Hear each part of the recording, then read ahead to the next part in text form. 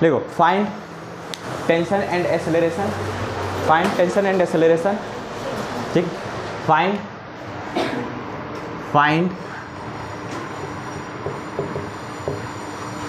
Tension and acceleration,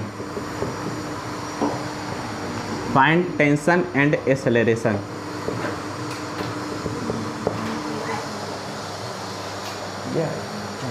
हाँ, find tension and acceleration, ठीक है, ये क्वेश्चन है, पूछो, ये फाइंड करना है टेंशन और एक्सेलरेशन। सिस्टम ऐसे बना, ये 4 kg का ब्लॉक है, बातें नहीं,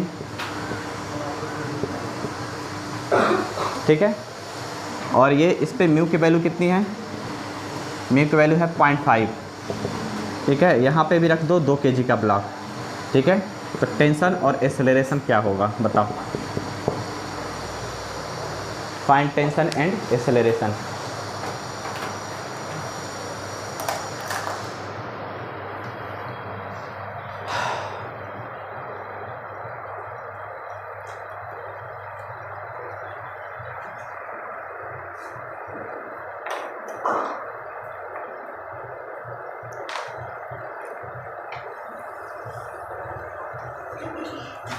कल या परसों से काइनेमेटिक्स स्टार्ट करेंगे, सारे लोगों को एक एक पॉइंट समझ में आता जाएगा।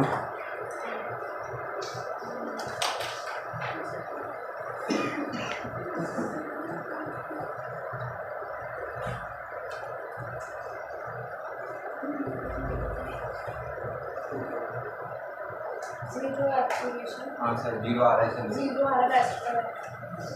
चलो देखो कैसे करेंगे। यहाँ पे देखो कितना फोर्स लग रहा है, 20 न्यूटन का, ठीक है ना, यहाँ पे फोर्स कितना लग रहा है, 20 न्यूटन का। यहाँ पे फ्रिक्शन फोर्स की एन की वैल्यू कितनी है, एन की वैल्यू है 40, तो फ्रिक्शन की वैल्यू क्या होगी, म्यू इंटू एन, तो कितना हो जाएगा 0.5 इंटू 40, कितना हो जाएगा 20 न्यूटन, बिल्कुल सही। अब खुद सोचो कि अगर इन दोनों को जोड़ दो तो कितना हो जाएगा 6 kg, 20 न्यूटन का फोर्स इधर और 20 न्यूटन का फोर्स इधर, तो फोर्स की वैल्यू क्या हो जाएगी एक्सेलरेशन की 0, और टेंशन की वैल्यू क्या होगी, टेंशन मतलब टेंशन किसके बराबर हो जाएगा, ठीक है, ये इसको बैलेंस कर दिया, स्लेट किया ही नहीं। देखो types of friction between two surface in contact, type of friction between two surface in contact, types of friction between two surface in contact, type of friction between two surface in contact.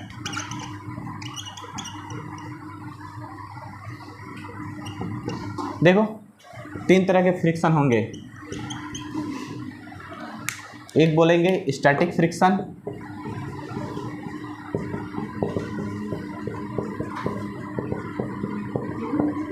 दूसरा limiting friction,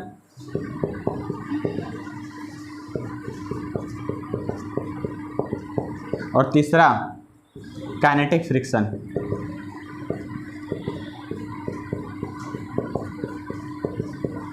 ठीक है, पहला static friction, दूसरा limiting friction, तीसरा kinetic friction.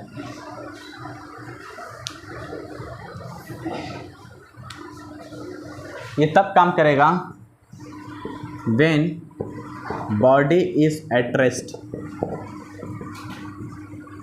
ये इसका मतलब है मैक्सिमम वैल्यू ऑफ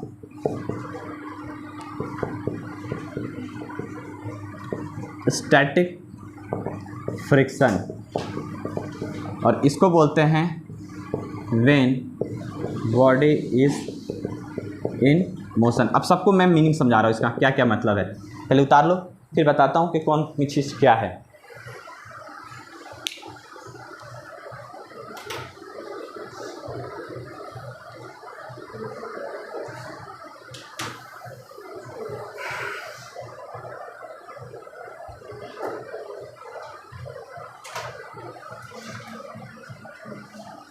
ठीक है, maximum value of static friction.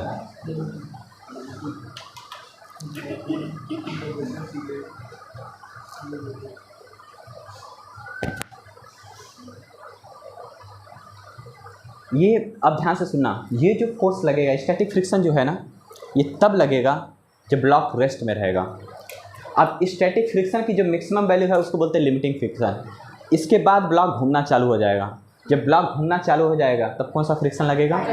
Kinetic. लेकिन एक बात और याद रखना है कि स्टैटिक फ्रिक्शन की वैल्यू जो होती है ना, ऑलवेज ग्रेटर देन होती है काइनेटिक फ्रिक्शन की। इस पॉइंट्स को भी लिख लो।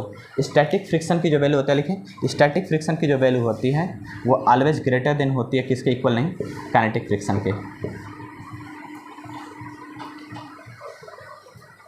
स्टैटिक फ्रिक्शन की वैल्यू हमेशा काइनेटिक फ्रिक्शन से ज़्यादा होती है। स्टैटिक फ्रिक्शन के बाद ही काइनेटिक फ्रिक्शन आता है। लिमिटिंग फ्रिक्शन होता है स्टैटिक फ्रिक्शन की मैक्सिमम वैल्यू को कहते हैं लिमिटिंग फ्रिक्शन। अबे डायग्राम से दिखा रहा हूँ, देखो ये चीज़ें बाय डायग्राम से समझ में आएगी।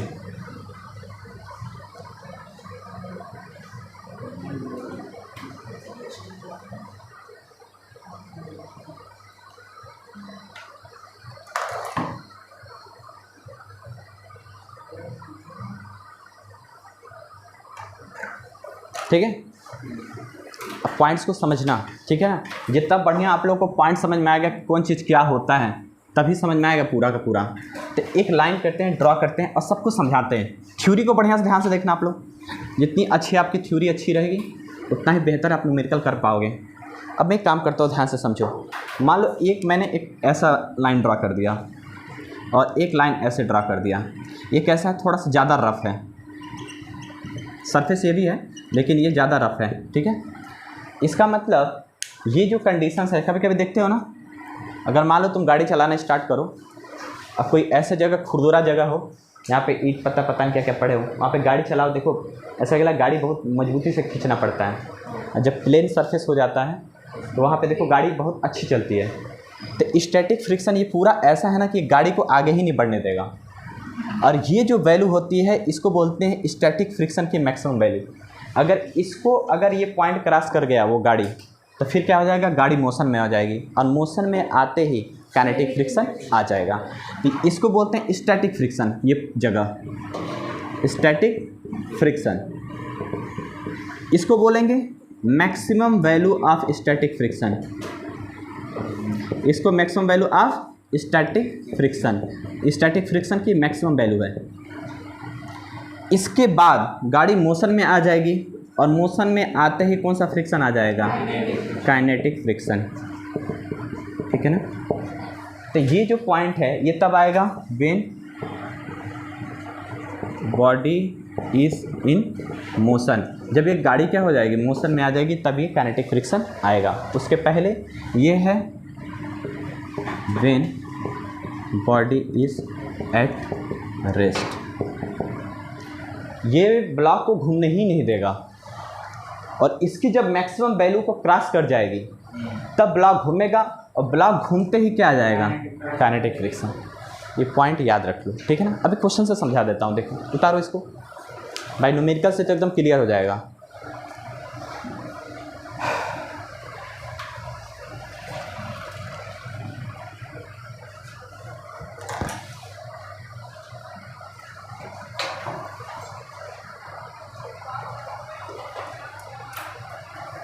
अभी न्यूमेरिकल से करता हूँ तो ये पॉइंट आप लोग को एकदम क्लियर हो जाएगा।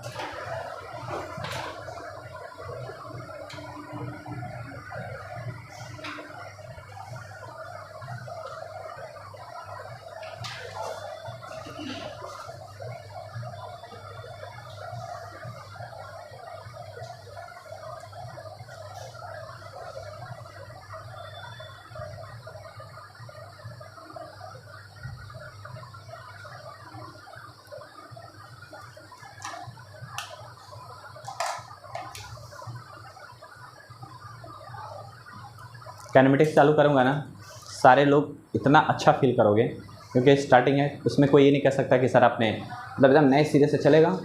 जो लोग लेट आए हैं उनको भी अच्छा लगेगा। क्लास मेरा ऑफ मत करना, फिजिक्स का सब मेरे ऊपर छोड़ दो।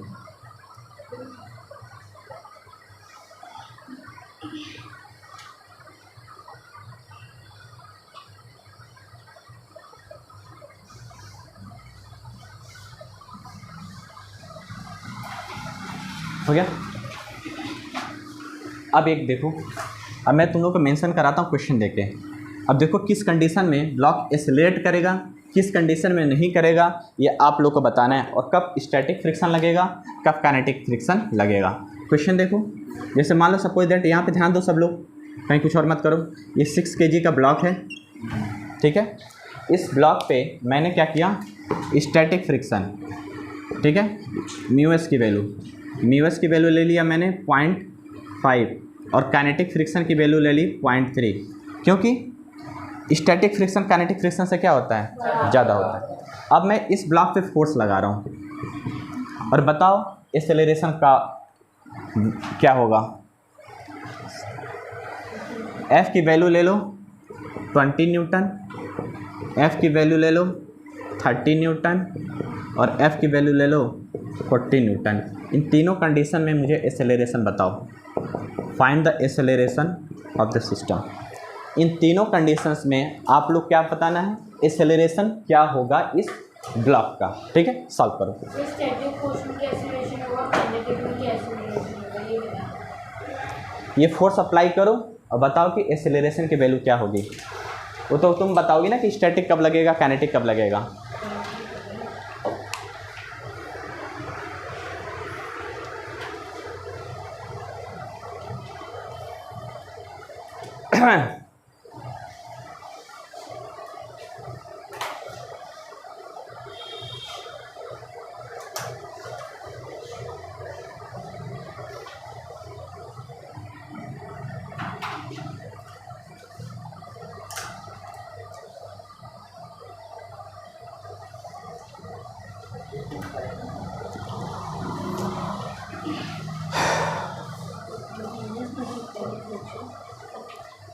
पहले एक काम करो, क्या निकालना है, पहले आप लोग स्टैटिक फ्रिक्शन की वैल्यू निकालो।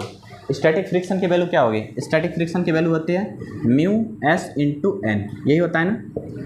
तो μs की वैल्यू कितनी है 0.5, n की वैल्यू कितनी है यहाँ से 60, इसकी वैल्यू क्या आएगी 30 न्यूटन, ठीक है। जब तक स्टैटिक फ्रिक्शन की वैल्यू फोर्स से ज़्यादा होगी ब्लॉक घूमेगा ही नहीं, तो एक्सेलरेशन क्या आएगा 0। ध्यान से समझना, जब स्टैटिक फ्रिक्शन की वैल्यू या इसके बराबर भी हो तो भी ब्लॉक क्या होगा, घूमेगा नहीं, क्योंकि स्टैटिक फ्रिक्शन का मेन मतलब क्या है कि ब्लॉक को रेस्ट में ही रखना है। तो देखो स्टैटिक फ्रिक्शन की वैल्यू कितनी है, इधर ध्यान दो, इधर स्टैटिक फ्रिक्शन की वैल्यू कितनी है 30। अब ये इस फोर्स से ज़्यादा है तो यहाँ पे एक्सेलरेशन क्या होगा, बराबर भी होगा तो 0। अब देखो जब 40 न्यूटन करेंगे तो 40 न्यूटन F की वैल्यू क्या हो गई, स्टैटिक फ्रिक्शन से ज़्यादा हो गई, तो ब्लॉक क्या हो जाएगा, एक्सेलरेट। ब्लॉक क्या हो जाएगा, एक्सेलरेट करेगा, एक्सेलरेटेड, ठीक है। लिख दे रहा हूँ, ब्लॉक इज एक्सेलरेटेड।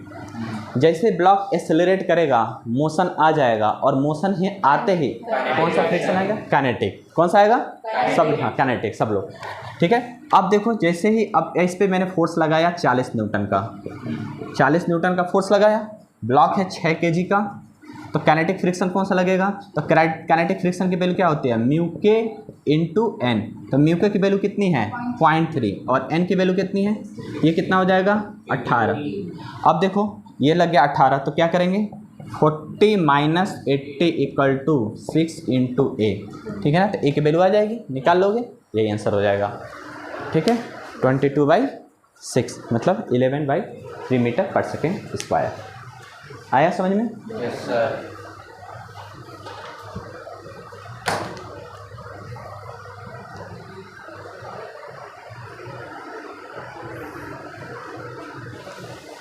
जो थ्योरी लिखवाता हूँ उस पर थोड़ा सा गौर देखना कि मैं क्या डिफिनीसन लिखवा रहा हूँ, क्योंकि वही ज़्यादा मायने रखेगा। ये सब चीज़ें भूल जाती हैं, इसलिए उसको पढ़ते रहना कि स्टैटिक फ्रिक्शन क्या होता है, काइनेटिक क्या होता है।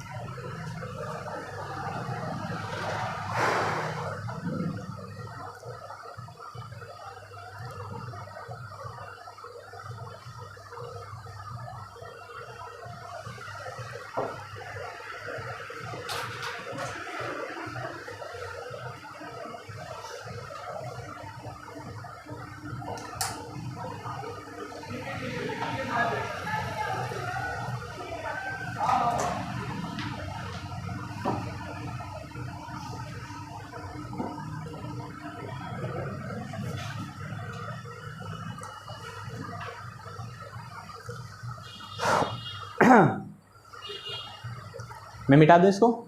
चलो अगला क्वेश्चन करो, तो आप लोग खुद ट्राई करो और सारे के सारे लोग बताना।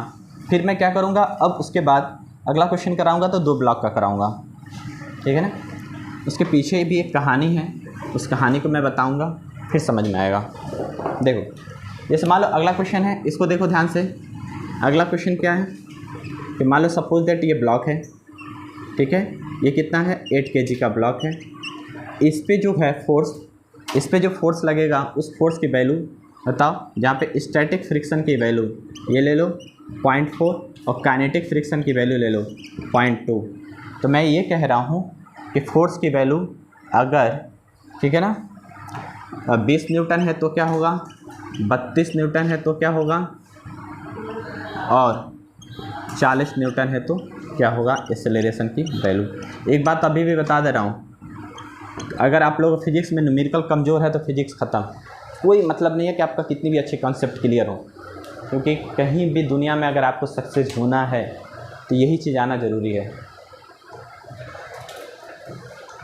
डिफिनीशन उसमें तो आदमी लिख ही लेगा, एक बार समझ में आएगा, लेकिन ये चीज़ है ये प्रैक्टिस मांगेगा।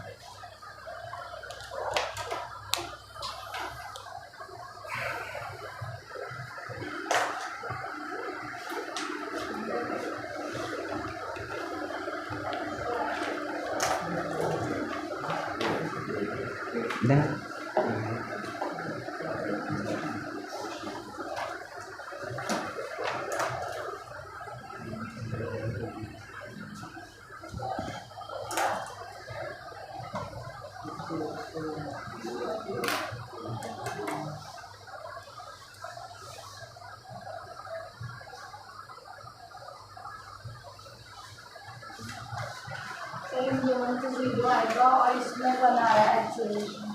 किसमें? ये 40 वाले में। चलो सारे लोग का यही आ रहा है क्या? क्या आ रहा है तुम्हारा? 0 दोनों का, और इसका?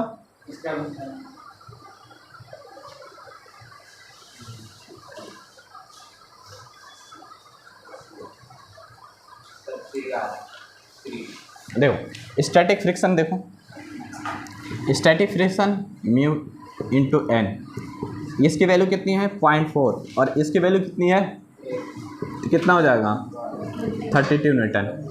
मतलब जब तक स्टैटिक फ्रिक्शन की value greater than equal to force के बराबर होगी, ब्लॉक क्या रहेगा,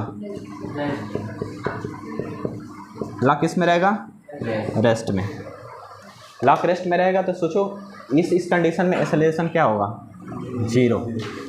जैसे ही स्टैटिक फ्रिक्शन की वैल्यू, अब जैसे फोर्स की वैल्यू स्टैटिक फ्रिक्शन से ज़्यादा हुई, ब्लॉक एक्सेलरेट कर जाएगा और क्या आएगा, काइनेटिक। क्या आ जाएगा, काइनेटिक। तो काइनेटिक आ जाएगा तो देखो जैसे काइनेटिक आएगा, इस ब्लॉक को देखो, यहाँ पे फोर्स है 40 न्यूटन, इधर काइनेटिक फ्रिक्शन की वैल्यू क्या होगी, निकाल लो, म्यू के इंटू एन। म्यू के की वैल्यू कितनी है 0.2 और एन की वैल्यू कितनी है 8। ये कितना हो जाएगा 16 न्यूटन और ये कितना है 8 kg। तो देखो तो 40 minus 16 equal to mass into acceleration. तो ए की वैल्यू कितनी आ रही है 3, सबकी आई थी, राइट।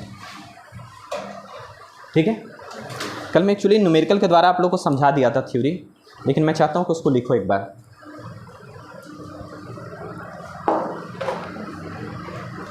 लिखो,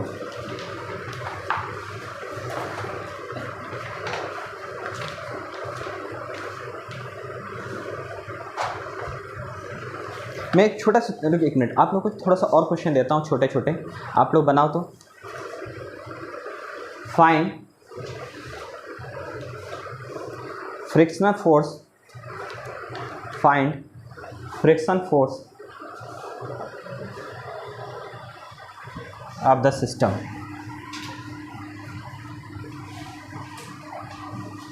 Find frictional force of the system। 2 question देता हूँ और आप लोग बताओ फ्रिक्शन फोर्स की वैल्यू क्या होगी दोनों कंडीशंस में। एक तो ये ट्रक है, कैसे बनाते हैं ट्रक की, ये डायग्राम से थोड़ा ध्यान मत देना मेरे पे, बहुत गंदा बनाता हूँ। मान लो ये ट्रक है, ठीक है, अब तो मान लोगे, बैठोगे तभी मानोगे क्या? देखो अब ये देखो, ये ट्रक है और ये एक्सेलरेशन इसका कितना है 5 मीटर पर सेकेंड स्क्वायर। इसका एक्सेलरेशन कितना है? अब ये जो ब्लॉक है ये है 6 kg का, और ठीक है यहाँ से समझना, ये ब्लॉक है 6 kg का। ब्लॉक कितना है? 6 kg का ही है ना। अच्छा नहीं, ये 5 मीटर पर सेकेंड का है, ये ब्लॉक 1 kg का है, और इस पर स्टैटिक फ्रिक्शन कितना है 0.6। तो find the static friction. The block is at rest. Find static friction, block is at rest. ना, find friction force when block is at rest.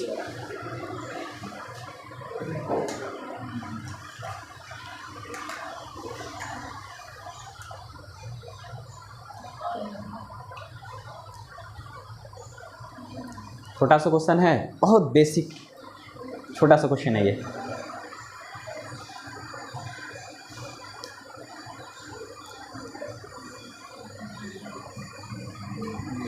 देखो यहाँ पे स्टैटिक फ्रिक्शन की मैक्सिमम वैल्यू क्या होगी? Maximum value of static friction कितना होगा बताओ तो? Maximum value of static friction, static friction की मैक्सिमम वैल्यू क्या होगी ना? स्टैटिक फ्रिक्शन की mu s into N, mu s की वैल्यू कितनी है 0.6 और एन की वैल्यू कितनी है 110। एन बराबर होता है एम इंटू जी। क्या हो गया तुम लोगों को? तो कितना हो जाएगा 6 न्यूटन। ये मैक्सिमम फ्रिक्शन की वैल्यू है। अब इसको छोड़ जाओ। पहले एक बात बताओ, मैंने तुमसे पहले भी बताया था कि सपोज दैट कि अगर मान लो कोई गाड़ी चल रही है, बस चल रही है, बस के अंदर तुम बैठते हो, तो जब तक वो कांस्टेंट वेलोसिटी से जाती है तो तुम लोग आराम से ऐसे सो भी सकते हो। जैसे वो गाड़ी की स्पीड बढ़ाता है तुम लोग पीछे की तरह जाते हो। वो कौन सा फोर्स होता है? Pseudo force. सूडो जो फोर्स होता है वो इनर्शियल में लगता है कि नॉन इनर्शियल में? नॉन इनर्शियल में, क्योंकि इनर्शियल में वेलोसिटी कांस्टेंट होती है, एक्सेलरेशन 0 होता है। लेकिन जब ब्लॉक एक्सेलरेट करता है तो सूडो फोर्स लगता है। तो जब ब्लॉक एक्सेलरेट करेगा तो कौन सा फ्रेम होगा? Non inertial. तो अगर मान लो सपोज दैट कि गाड़ी ऐसे चली, हम इस पे बैठे हुए हैं, तो हम पे फोर्स कैसे लगेगा? खुद सोचो कि मास तो मेरा होगा, अब फोर्स इस सिस्टम का होगा। तो देखो ये ऐसे चल रही है तो सूडो फोर्स किधर लगेगा? पीछे की तरफ। ये सूडो फोर्स, उसकी वैल्यू कितनी लगेगी? m इंटू ए, मास इसका और एक्सेलरेशन सिस्टम का। यही होता है ना हमारे पीछे गाड़ी का जो एक्सेलरेशन होता है वो मास मेरा, तो कितना होगा m इंटू ए। ये कितना हो गया 5 न्यूटन। तो ब्लॉक पे फोर्स इधर लगा तो फ्रिक्शन फोर्स किधर लगेगा? आगे की तरफ। इस ब्लॉक पे फोर्स लगा पीछे की तरफ, तो फ्रिक्शन अपोजिट मोशन, तो इस पे फोर्स किधर लगेगा? आगे की तरफ। और फ्रिक्शन, स्टैटिक फ्रिक्शन की वैल्यू क्या होगी कि ब्लॉक रेस्ट में रहे? 5। जितना ज़रूरत है उतना ही लगाता है फ्रिक्शन फोर्स। तो स्टैटिक फ्रिक्शन की वैल्यू क्या हो जाएगी? 5 न्यूटन। ये आंसर हो गया। Find the static friction of this system. ऐसे ही लिखेंगे। हाँ बस ये पूछा है। इसमें स्टैटिक फ्रिक्शन फोर्स की वैल्यू क्या बताओ जब ब्लॉक इज एट रेस्ट।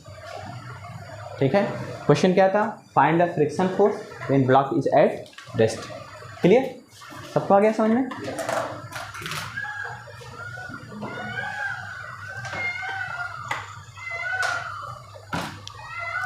जिन लोगों को सूडो फोर्स का कंसेप्ट नहीं पता है वो देख लो, बस इतना ही होता है कि अगर आप गाड़ी में बैठे हो तो इनर्शियल फ्रेम में सूडो फोर्स नहीं लगेगा, क्योंकि अगर गाड़ी कांस्टेंट वेलोसिटी से जा रही है, अगर तुम इसमें बैठे हो तो तुम्हें कोई दिक्कत नहीं है। जैसे गाड़ी ऐसे करेगी तुम धड़ाक से पीछे चले जाओगे, वही होता है। क्लियर है? ओके।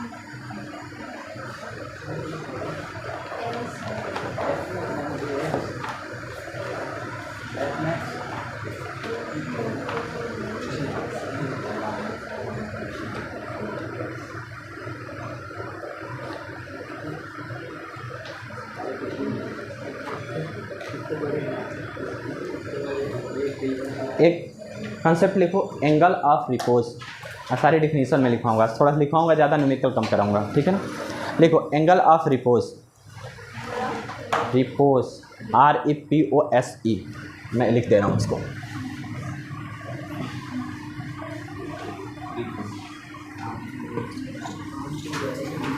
लिखो तो एंगल ऑफ रिपोज। सर आप लोग लिखने को भी याद करो। नहीं उतार पाए थे क्या? अच्छा,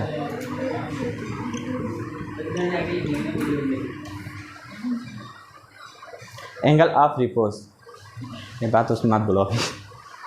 चलो बोल सकते हो, कोई दिक्कत नहीं है, मैं तो हटवा दूंगा। एंगल ऑफ रिपोज, ठीक है ना। एंगल ऑफ रिपोज क्या होता है कि मान लो सपोज दैट, ध्यान से समझना, मान लो ये कॉपी है, ठीक है ना। इस कॉपी पे मैं ये डस्टर रखता हूँ, देखो रखा, देखो अब इसको उठाओ, अभी सरका, अब सरकना चालू हुआ।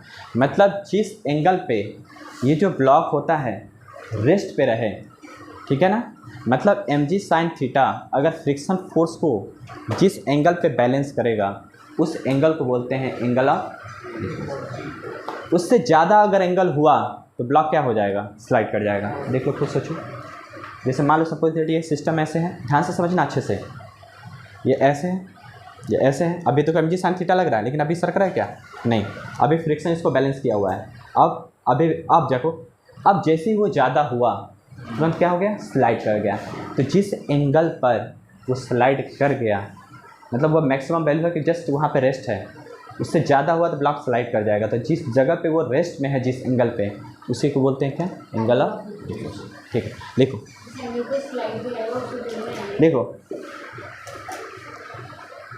लिखो, it is inclination of incline plane, it is inclination of incline plane, it is inclination of inclined plane when object, it is inclination of inclined plane when object placed on it about to slip, placed on it about to slip, placed on it about to slip is called angle of repose. ठीक है ना, इस called angle of repose. ठीक है, ठीक है। अब खुद सोचो, अरे ये क्या हुआ इसका,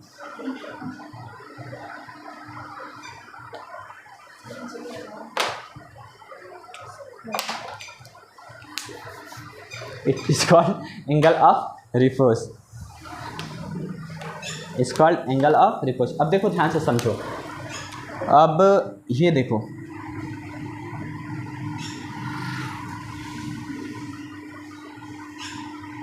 क्लियर, ध्यान से समझना। अगर मैं सपोज सर ये ब्लॉक है, इसका मास m है, ठीक है, इधर देखो ध्यान से सब लोग, ये एंगल थीटा है, तो mg कैसे लगेगा, डायरेक्ट परपेंडिकुलर, और नॉर्मल फोर्स जिस सरफेस पर रखता है उसके परपेंडिकुलर। तो नॉर्मल फोर्स कैसे लगेगा, ऐसे। इसको आगे ऐसे बनाओ, ये थीटा है, ये 90 है, तो ये 90 माइनस थीटा, तो ये क्या हो जाएगा, थीटा। तो इसको अगर इधर तोड़ोगे तो क्या होगा, mg cos थीटा, और इधर क्या होगा, अभी ब्लॉक रेस्ट में रहे तो ये जो फोर्स है वो किसके बराबर हो जाए, फ्रिक्शन फोर्स के। भाई कोई भी जो फोर्स वो फ्रिक्शन फोर्स के बराबर हो जाए तो ब्लॉक क्या होगा, रेस्ट में, और फ्रिक्शन फोर्स की वैल्यू क्या होगी, म्यू इंटू एन। तो म्यू की वैल्यू क्या है, म्यू, और एन की वैल्यू क्या है, mg cos थीटा। तो मैं कहूँ कि फ्रिक्शन फोर्स इक्वल टू कितना हो जाए, mg sin थीटा। तो फ्रिक्शन फोर्स की वैल्यू क्या होगी, mu mg cos theta equal to mg sin theta.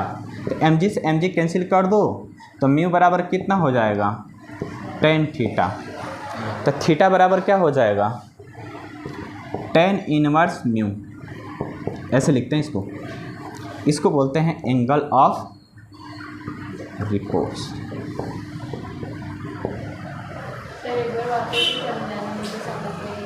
क्या, ठीक है, उतार लो पहले।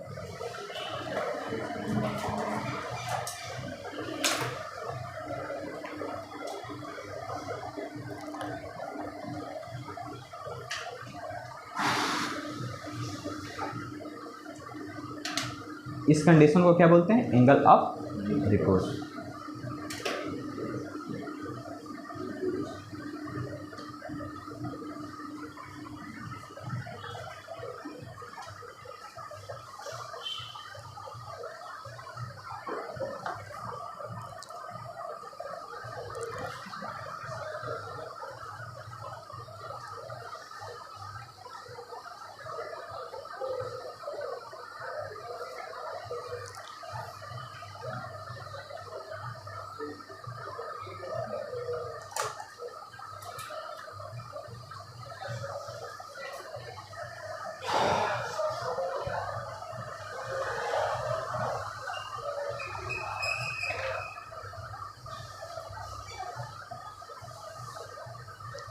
इस कंडीशन में ब्लॉक स्लिप होने के कगार पे पहुंच गया है। जैसे रहता है ना 33 नंबर मिलेगा तो पास होना है, उसके बाद तो पास होते जाओगे, लेकिन 33 नंबर तो पा जाओ, वो जस्ट है, उसके बाद तो स्लिप होना ही है, उसके बाद तो पास ही हो। तो ये वो कंडीशन है कि block just slip, about to slip लिखा है मैंने, देखो सेंटेंस में। ठीक है, एक बात ध्यान दो कि सपोज ये देखो हो गया सब लोग का, सब लोग उतार लिए, चलो उतार लो बढ़िया से। सर यहाँ पे आपने लिखा कि जो एफ वो यू इंटू एन होगा, तो एम जी फर्स्ट होगा, बाकी भी एफ तो एक ही। फ्रिक्शन फोर्स की वैल्यू क्या होती है? म्यू इंटू एन, एन बराबर क्या होगा? एम जी कॉस थीटा ही तो होता है। और उधर भी एफ, ये फ्रिक्शन फोर्स है, वही म्यू इंटू एन होता है, यही उठा के मैंने वहाँ पे पटक दिया है तो उसको इक्वल, और इसको किसको बराबर कर दिया है? एम जी साइन थीटा के। ये बराबर होगा या फिर ऐसे? ऐसे ही जब तक ये बराबर है तब तक ब्लॉक रेस्ट में रहेगा। अरे यार सुनो एक बात, सुनो, मान लो ये कोई फोर्स है, ये ब्लॉक है, इस पे मान लो फोर्स लग गया, अब मैं कहूँ कि ये ब्लॉक रेस्ट में रहे, ये 10 न्यूटन का फोर्स है, तो इसके अपोजिट में कितने न्यूटन का फोर्स लगेगा? ये रेस्ट में रहेगा 10, इससे ज़्यादा होगा तो ये क्या हो जाएगा? तो फोर्स की वैल्यू, ये फोर्स की जगह क्या है? M g sine theta. अब ये क्योंकि रेस्ट में हो तो फ्रिक्शन फोर्स की वैल्यू क्या होनी चाहिए? इसके बराबर। तो मैंने फ्रिक्शन फोर्स की वैल्यू क्या किया है? फ्रिक्शन फोर्स की वैल्यू क्या है? तो मैं इसके बराबर जब ये कर सकती हूँ तो इसके बराबर मैंने इसको कर दिया, आ गया मेरी वैल्यू। ठीक है, क्लियर? चलो अब एक बात बताता हूँ, अब थोड़ा सा कंसेप्ट और अच्छा है। पहले देखो, फाइंड द रेंज, ये क्वेश्चन बहुत अच्छा है। Find the range, find the range of force applied, find the range of force applied. थोड़ा सा थ्योरी ज़्यादा कराना है मुझे। So block does not slip, find the range of force applied, so block does not slip, so block does not slip. ध्यान से समझना कि क्या क्या हो सकता है कि ब्लॉक स्लिप ना करे। थोड़ा सा मैं इसके पहले आप लोगों को डाटा देख के समझाता हूँ, तब आप लोग को ये समझ में आएगा। पहले डाटा रखता हूँ फिर थ्योरी समझाता हूँ, ठीक है ना? पहले भाई प्रैक्टिकली दिखाता हूँ फिर उसके बाद ये कराऊंगा, ठीक है ना? थ्योरेटिकल चीज़ें से पहले समझाना ज़रूरी है, आप लोगों को समझ में आ जाएगा, फिर वो चीज़ मैं कराऊंगा तो ज़्यादा ईजी आएगा। डायरेक्ट थ्योरी लिखवाऊंगा तो फिर दिक्कत हो जाएगी। देखो ध्यान से समझो, अगर मान लो सपोज दैट कि मैं इंक्लाइन प्लेन ऐसे रखता हूँ, ब्लॉक स्लिप ना करे, इसकी क्या क्या कंडीशंस हो सकती है फोर्स की? मान लो ये ब्लॉक है, ध्यान से समझना, ये ब्लॉक है, बात करोगे तो नहीं आएगा समझ में। ये ब्लॉक है, मान लो 4 kg का ब्लॉक है, पक्का है कि अगर ये एंगल मान लो 37 डिग्री है तो इधर जो फोर्स लगेगा वो हो जाएगा 4 × 10 और साइन 37 की वैल्यू, तो इसको कैंसिल करोगे तो कितना हो जाएगा? 24 न्यूटन। ये तो कन्फर्म है ना, ये फोर्स तो लगना ही लगना है, m g sine theta. Clear? अब मैं कहूँ कि फोर्स की मैक्सिमम और मिनिमम वैल्यू बताओ। फ्रिक्शन मान लो सपोज दैट इधर लग जाए, और फ्रिक्शन फोर्स की वैल्यू क्या होगी? म्यू इंटू एन, और फ्रिक्शन की वैल्यू मैं म्यू की वैल्यू ले लेता हूँ 0.2। तो फ्रिक्शन फोर्स की वैल्यू क्या होगी? म्यू की वैल्यू कितनी है? 0.2, और एन की वैल्यू क्या होगी? एम जी कॉस 45 मतलब 4/5। कॉस 37 की वैल्यू क्या होती है? 4/5। ध्यान से समझना, ये जो फोर्स लगा एम जी साइन थीटा 24, और फ्रिक्शन की वैल्यू होती है म्यू इंटू एन, इसको कैंसिल करो तो ये कितना हो जाएगा बताओ तो? 4 दूना 8, 8 चौक 32, 6.4। अब एक ध्यान से समझो, अगर मैं इधर फोर्स लगाऊं तो मैक्सिमम होगा कि इधर फोर्स लगाऊंगा तो मैक्सिमम होगा? दोनों इक्वल नहीं है। ध्यान से समझो, पहले इस पॉइंट को समझो। अब मैं क्या करता हूँ, फ्रिक्शन। अब मैं एक बात बताओ, फ्रिक्शन अपोजिस मोशन। फ्रिक्शन जो होता है मोशन को अपोज करता है। अब सपोज दैट कि मैंने 6.4 फोर्स किधर लगाया, इधर। देखो थोड़ा सा भी इधर उधर करोगे ना तो ये बाउंस कर जाएगा। पहले 24 न्यूटन फोर्स इधर है, फ्रिक्शन फोर्स इधर है, तो हमें फोर्स की वैल्यू कितना लगानी और पड़े कि ब्लॉक रेस्ट में रहे। तो मैं इधर लगाता हूँ कितना, इसमें से इसको घटा दो तो कितना हो जाएगा 24 माइनस कितना 6.4,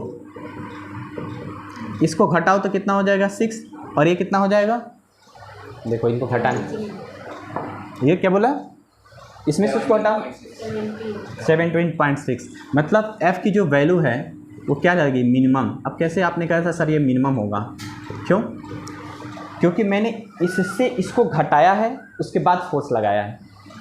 ये समझ में आया, समझ में आ रहा है ना, क्लियर है कि ये बात। तो मिनिमम फोर्स की वैल्यू क्या हुई, this force minus this force. अगर मैं डाटा के हिसाब से रखूं कि F मिनिमम क्या होगा, तो ये वैल्यू क्या थी, ये वैल्यू क्या थी, mg साइन थीटा, mg, और फ्रिक्शन फोर्स की वैल्यू क्या थी, म्यू इनटू n। तो मैं ऐसे लिख सकता हूँ mu mg cos theta, mu mg cos theta की वैल्यू ये थी, mg साइन थीटा की वैल्यू ये थी, और इसमें से मैंने इसको घटाया था तो F मिनिमम की वैल्यू ये आई थी। मिनिमम का मतलब क्या होता है, किसी में से कोई चीज़ घटा दो तब मिनिमम, और दोनों में अगर मैं मैक्सिमम के बारे में बात करूँ ना तो ये और ये दोनों जुड़ जाएंगे तो मैक्सिमम हो जाएगा। अब वो कैसे होगा, मिनिमम, ये समझ में आया। तो F मिनिमम क्या होगा, इसमें mg कॉमन ले लो तो sine theta minus mu cos theta, ये F की मिनिमम वैल्यू हो गई। अभी उतारो तब समझ में आएगा, अभी मैक्सिमम बताऊंगा तो समझ में आ जाएगा। सर ये मिनिमम कैसे हुआ, अभी समझ में आ जाएगा, जस्ट आगे।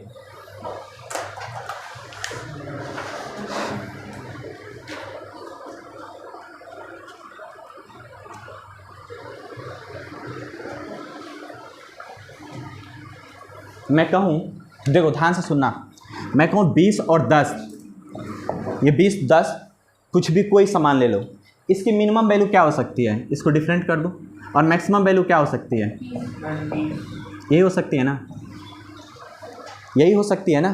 तो मैं पूछूं कि फोर्स की मिनिमम वैल्यू क्या हो सकती है फ्रिक्शन की, तो इसमें से इसको घटा दो डिफरेंस, और मैक्सिमम वैल्यू फोर्स की क्या हो सकती है, जब ऐड कर दो तो F की मिनिमम वैल्यू ये है और मैक्सिमम वैल्यू अभी दिखाता हूँ।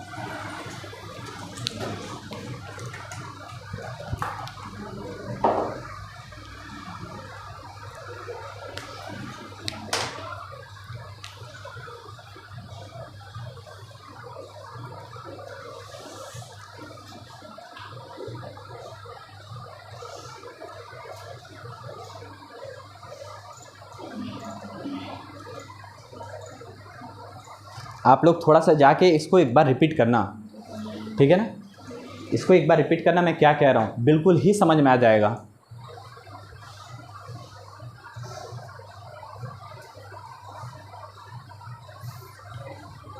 मिश्रा एकेडमी यूट्यूब चैनल है, इस पर देख भी लेना।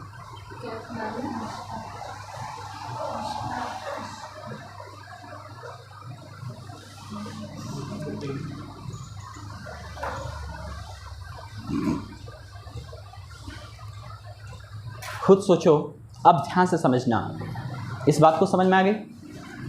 देखो एक बात बताओ, पहले ये बात समझो, इधर देखो ध्यान से, अच्छी चीज़ है, ध्यान से समझो, पहले समझना ज़्यादा जरूरी है, बाद में उतारना। पहले एक बात बताओ, पहले ये मैंने फोर्स अभी लगाया नहीं, पहले मैंने देखा ये 24 है, ब्लॉक इधर घूम रहा था, फ्रिक्शन अपोजिट में काम किया। अब इसको रोकने के लिए अगर मैं इतना फोर्स लगा दूँ तो ब्लॉक रेस्ट में हो जाएगा कि नहीं, हो जाएगा ना। अगर मान लो 24 न्यूटन है, उसमें से इसको हटा दो, अब कितना और लगाना पड़ेगा, ब्लॉक रेस्ट में हो जाए तो 70.6। अब तुमने क्या किया, ये फोर्स इधर ना लगाना, ये मिनिमम फोर्स है, अब तुमने क्या किया, इसी फोर्स के डायरेक्शन को तुमने क्या कर दिया, चेंज कर दिया। खुद सोचो, अब तुमने क्या पता चला कि तुमने, अब ये फोर्स ये 37 डिग्री था, ये ब्लॉक था कितना 4 kg का। आराम से समझना इस बात को, इधर फोर्स कितना लगा था 24, अब तुम इधर फोर्स लगाने की कोशिश कर रहे हो इधर, अब ब्लॉक रेस्ट में रहे, जब इधर mg साइन थीटा लगा हुआ है, फ्रिक्शन किधर लगेगा, क्योंकि अब तुम इसको सरकाना चाहते हो अपोजिट, और फ्रिक्शन फोर्स की वैल्यू कितनी है तो कितना फोर्स लगा दे कि अभी भी रुका रहे, तो इन दोनों को जोड़ दोगे तो 24 और 6 कितना हो जाएगा, तो ये फोर्स की वैल्यू क्या होगी, ये ब्लॉक रेस्ट में रहेगा इस कंडीशन में, यहाँ पे भी रेस्ट में है और यहाँ पे भी रेस्ट में है, और ये क्या हो गया मैक्सिमम। तो एफ मैक्सिमम क्या होगा, इसकी वैल्यू की तुम क्या लिखे थे म्यू एम जी, नहीं एम जी साइन थीटा, अब प्लस इसकी वैल्यू को क्या लिखा था mu m g cos theta. तो एम जी ठीक है साइन थीटा अब प्लस म्यू कॉस थीटा, ये फोर्स की क्या है मैक्सिमम वैल्यू है। इस रेंज तक ब्लॉक क्या होगा रेस्ट में रहेगा। आया कि नहीं आया, ठीक है क्लियर। चलो उतार लो, थोड़ा सा भी ध्यान उधर जाएगा ना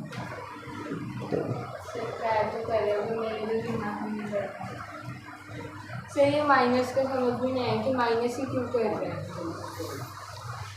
एक बात सुनो, इसको भूल जाओ पहले फोर्स को।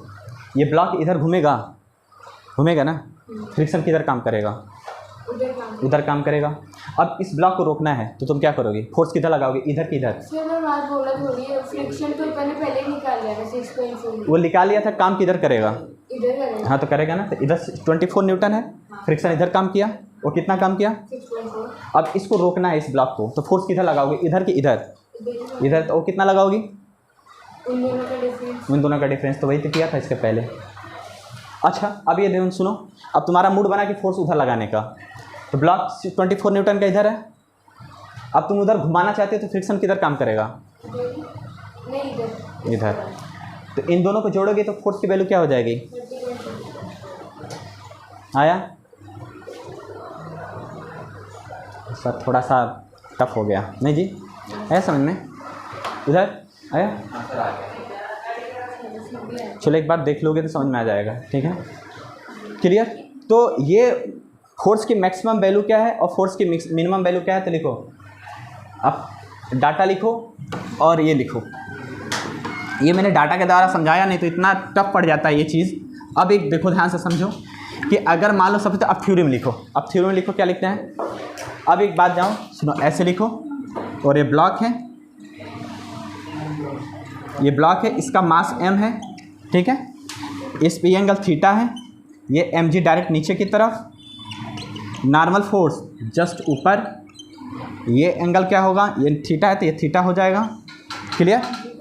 और फ्रिक्शन किधर काम करेगा, तो देख लो, तो इस कंडीशन में अगर मैं फ्रिक्शन के बारे में बात करूं, ये म्यू है तो फ्रिक्शन की वैल्यू,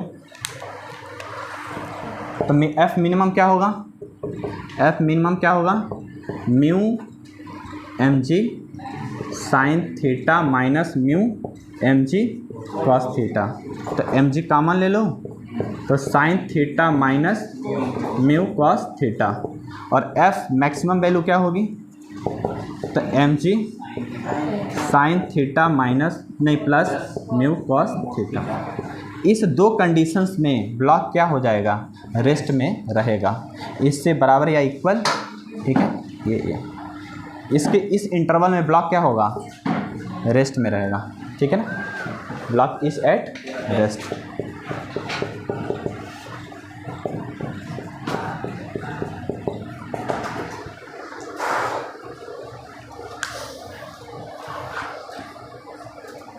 कल जो स्टार्ट करेंगे काइनेमेटिक्स, बहुत बेसिक पढ़ाएंगे, बहुत बेसिक। चैप्टर ज़्यादा फिक्शन नहीं अभी नहीं है, अभी एक और है, अभी लग रहा है कल एक और बार चलेगा, उसके बाद कंप्लीट हो जाएगा।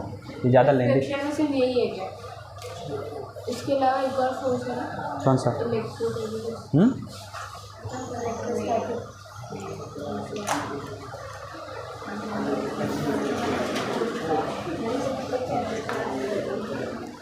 कल मैं थोड़ा सा आप लोगों को दो चीज़ें पढ़ाऊँगा, कॉन्टैक्ट फोर्स और एक और है एंगल ऑफ फ्रिक्शन।